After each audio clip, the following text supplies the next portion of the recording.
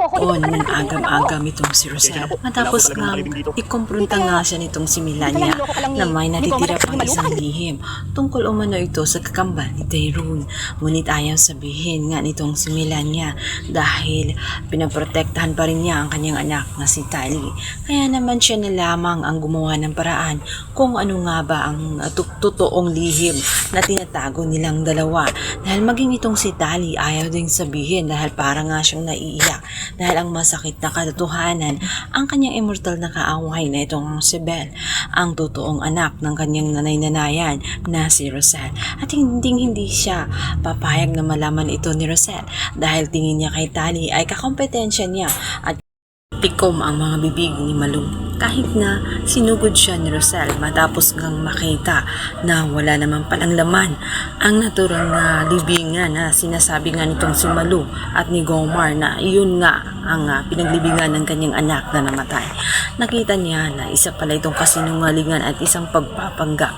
Malaki ang hinalangan nitong si Tyrone na maaaring buhay pa ang kanyang kakambal at ibinigay ito sa iba ang lihim na gustong-gusto niyang malaman. Ngunit kahit na si Malu ay naiipit na sa sitwasyon ay hindi niya sasabihin ang totoo dahil na rin sa takot niya dito nga kay Chris dahil sa kanilang napagkasunduan.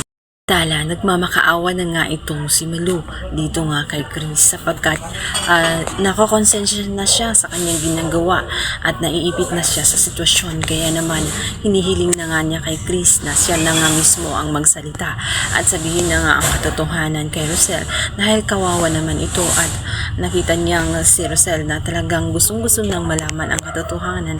Tingin niya ito na nga ang panahon para malantad na ang katotohanan at malaman na ni Rosel dahil nakita din niya na matagal nang nangungulila itong si Rosel at oras na dahil nga sa sitwasyon din nitong si Belle kung saan nasa poder ito ni Bea at alam niyang hindi makakabuti kay Belle na naroon ito kay Bea.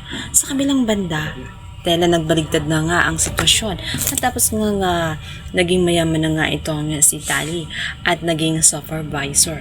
Makikita naman niya ang paglalait nga nitong si Tali dahil nga itong Belle ay pumasok na nga sa flower shop para makatulong din financially dahil nakita niyang gipit na ang kanyang mami at kailangan na nga ng tulong niya.